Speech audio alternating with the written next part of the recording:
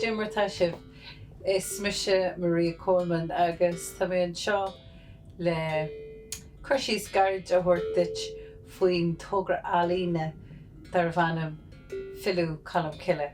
Maria Coleman here, and in this short film I'll be explaining about the project called Filleadh Cholmchille that's brought to you by First Fortnight and supported by Connecting for Life Donegal and the National Office for Suicide Prevention. So as you know, First Fortnight for over a decade now has been helping to banish those post-Christmas blues by bringing selection of cultural interactions that I suppose knock mental health stigma on its head by bringing about connection, cohesion, and most importantly, conversation. So I have a real passion for mental health, and I believe that arts participation is a really potent self-care tool.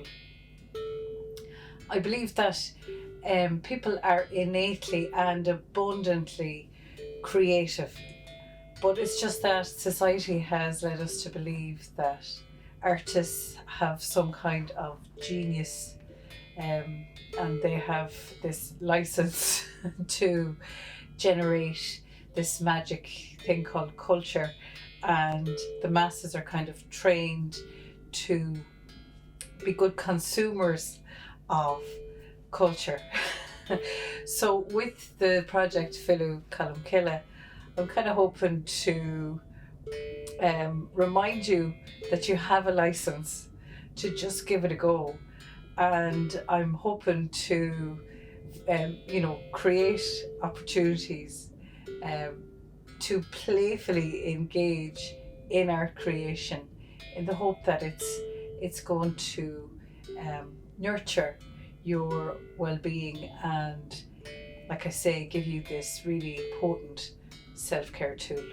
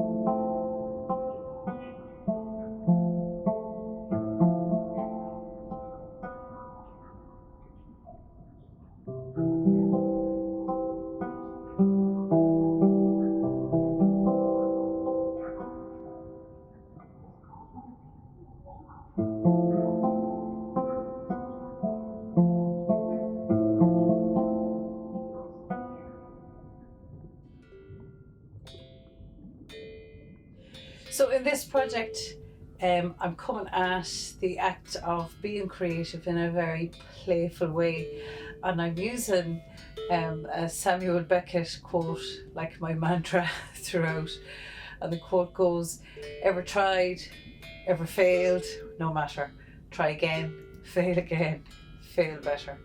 So the idea is to engage in many different artistic processes in a very kind of light-handed, playful way, and you kind of, through that, get rid of that anxiety around expectation and anticipation and judgment that might be there when it comes to being creative. So the way that I'm approaching the project is explained well by another phrase that I'll borrow from Umberto Eco, and that's works in movement.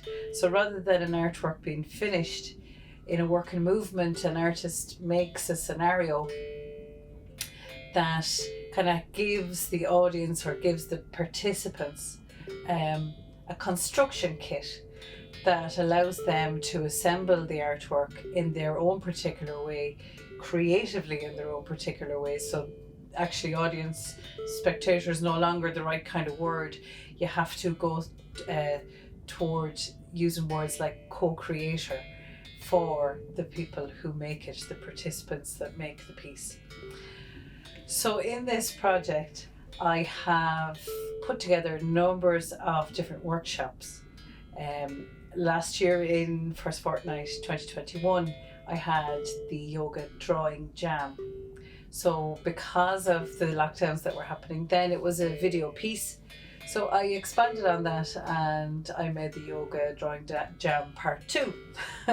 And then I went on to make another video workshop called Mandala Mindfulness, and another one called Habit Hacking and Journaling.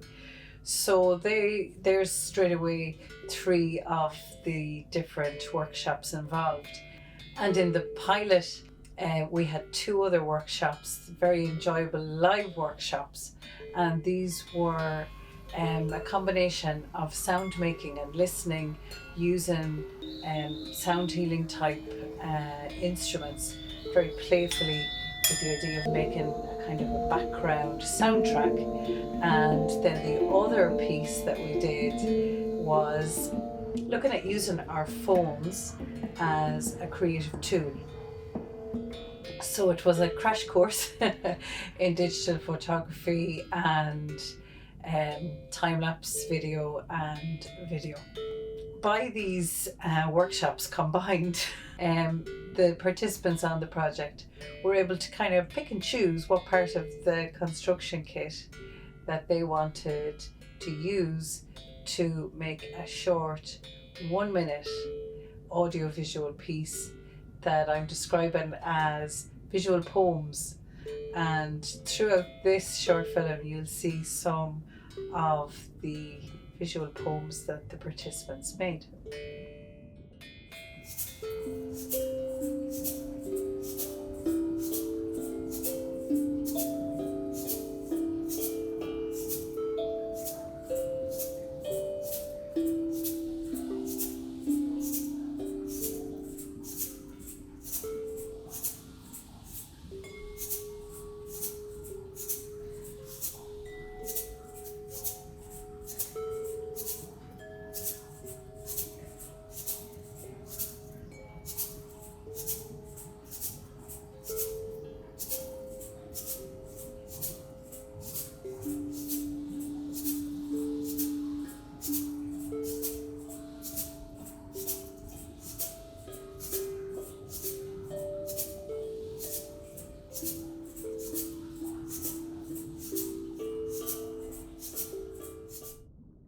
In its first instance, when it was pitched to First Fortnight to David Edel as it was at the time,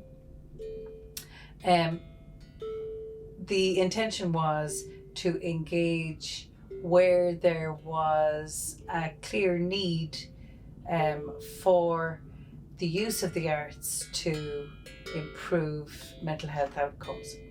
So the hope was to maybe work with groups of adults that had come together, perhaps through a wellness cafe or something like that. And the other part of it was the intention to measure whether the engagement with arts participation had brought about any change. So in order to do that, I went and did a course online through University College London, how to use their wellbeing umbrella device, which is a lovely way of kind of gauging what someone's mood is, what someone's emotions are as they set off on the adventure, and then to use them again at the end of the process to see if there has been any measurable difference through the process.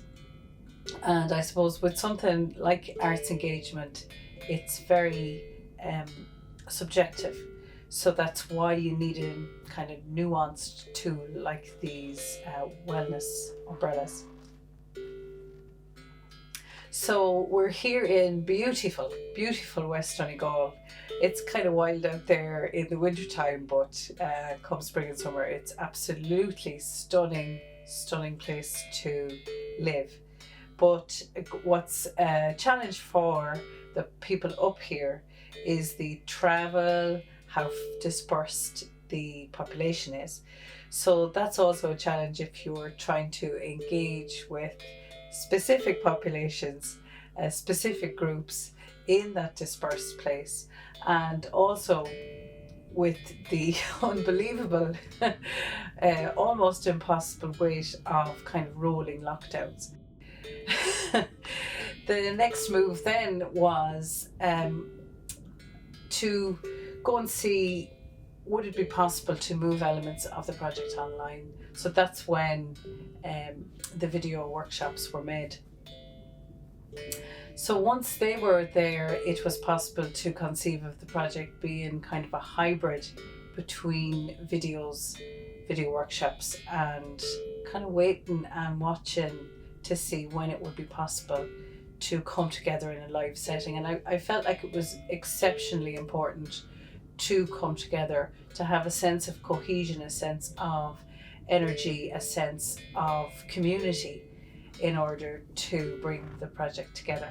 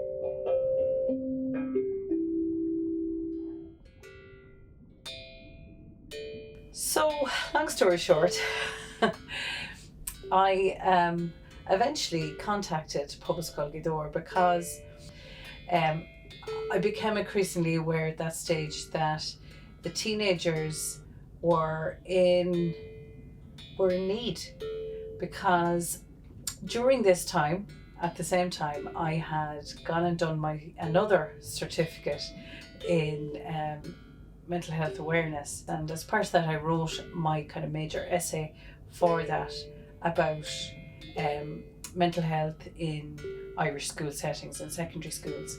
And one of the most important pieces of research available about this are two surveys run by people based out of UCD.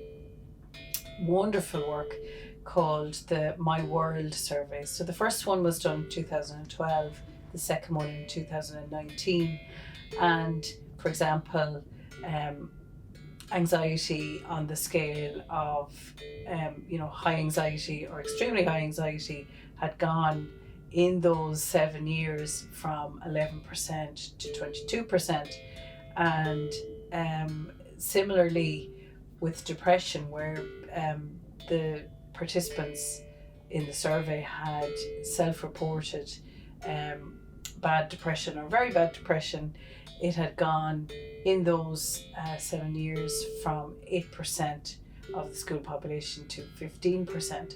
So this is prior to the lockdown. And once the lockdowns hit and you've got the kind of free flow of anxiety in the community, in the home, in the world, and then you've also got the natural difficulties that are there for teenagers, because there's a big physiological neural pruning going on in the teenage years, and that kind of actually fine-tunes their brain. It starts fine-tuning from the bottom up, so that they're actually more fine-tuned in the first instance for reactions like anxiety, and then eventually over time, you know, the different parts of the brain become pruned, and you know, more reflective thought is available later on in the teenage years. So they have a natural propensity for you know, kind of anxiety, etc., and then add to that stew of what's going on with the lockdowns and the pandemic and all of that, and then add to that the mask situation where we, all of us, to access our most evolved parts of our nervous system, if you listen to the likes of Stephen Porges and his polyvagal theory, you need to get to the most evolved part of your nervous system, you need to be able to co-regulate with groups, and for that the facial cues are huge, so important, so that you know that you're safe, and you know that you're among friends. And so the closing off of these facial cues with masks from looking at it from a mental health point of view, is actually very significant. So by the time that I was able to start the pilot in a secondary school, the pupils in there had already been using masks for over a year. So thankfully, with the help of Ita in Pobalscoil, and I got help from Paul as well, and thank you also to the principal of Pobalscoil for allowing me to work with the pupils, and huge thanks for the participants who elected themselves to come on board.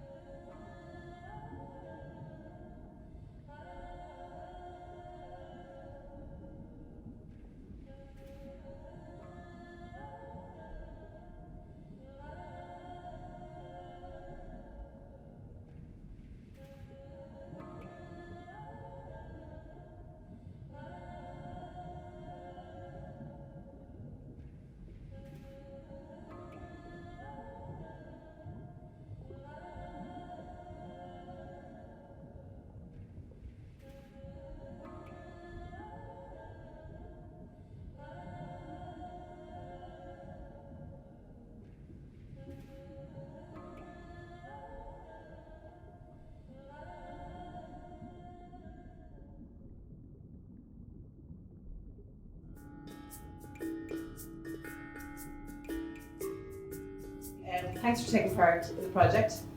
I have a few questions for you. So, on a daily basis, do you use creativity?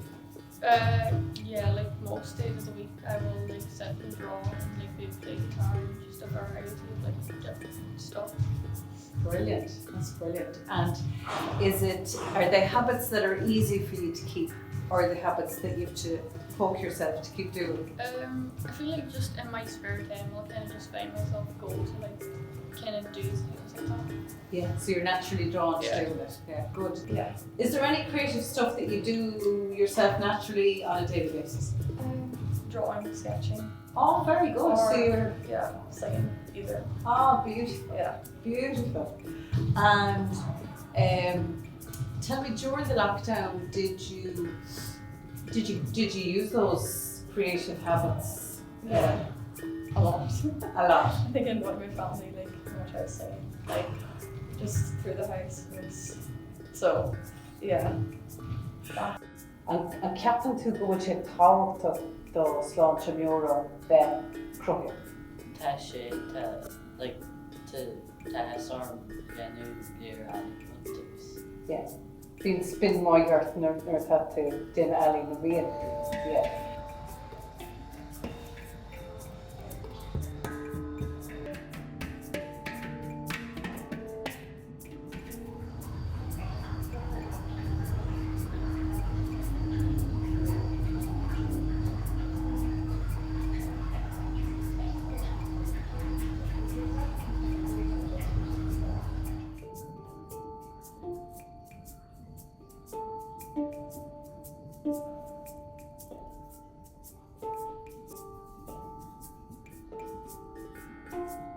Crohiog Gomanik.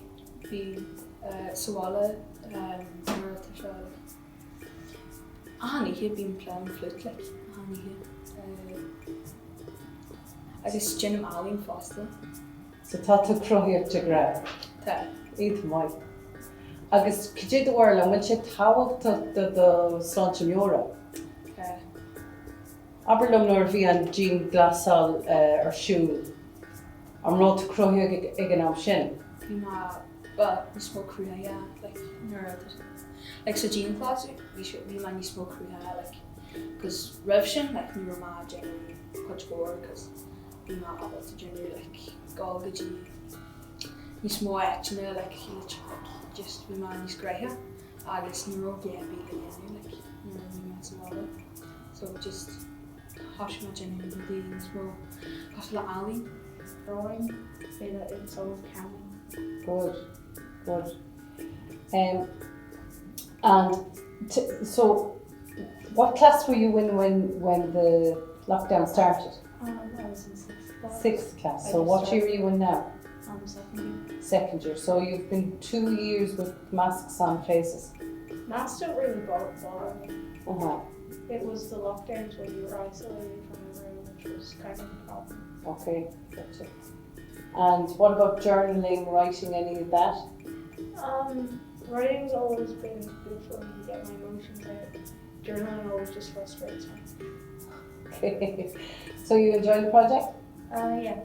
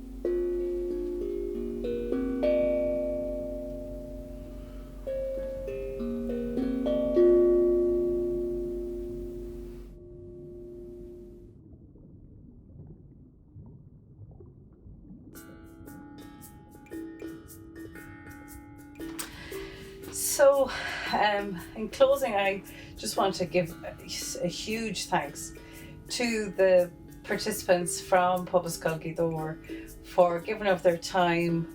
They had to come out of their classes, they had to do work over the Christmas, and I hope they enjoyed it. And I also have to thank First Fortnight for giving me the opportunity and also connecting for like Donegal and the National Office for Suicide Prevention, and in particular a shout out to the new team in First Fortnight, to Maria and Laura. So I'll put in the credits, I'll put the website address, and the project I suppose has a longer life because of the website, and it has all you need to know what I've described already, the various elements of the project, etc. And also on that website in the coming weeks there will be the research and the reflection that will come from assessing the wellbeing umbrella from the start, and the wellbeing umbrella that we'll have now at the close of the project, when everybody gets to see their work on the screen and see and kind of have that dopamine hit from being involved in a National Arts Festival. Also on the website if you search through it, you'll find an essay that I wrote about the mental health situation in Irish schools prior to the lockdown. And also on the website there is an explanation of our talisman for our project, the bound Colmcille. So Filleadh Cholmchille means the return of Colmcille, and as I've explained, I've kind of through the project hoping to bring a return to creativity, and the reason that Colmcille is the talisman for that, there's a few reasons. One of them being that 1,500 years ago, December 521, he was born in West Donegal. And the other reason is because he was himself an artist. It's not a part of the story that's often told, but he was an artist. He was a calligrapher and a lyricist and a singer and many other things besides. And he really understood and recognised how powerful the arts can be. So that's why he's the talisman. So you can see that on the website as well. And you'll also see the various ways that you can engage with the project, and I do hope that we will move on from the pilot and potentially that it could be rolled out again. So if you're watching and you're in a school, or you can think of a group that it would benefit, there'll be contact details on the website and we can see what possibilities are available to us. So, sin an scéal mór fada tásúil go gur bhaint sibh soltas an gcearrscanan agus bhfuil buíochas agus slán.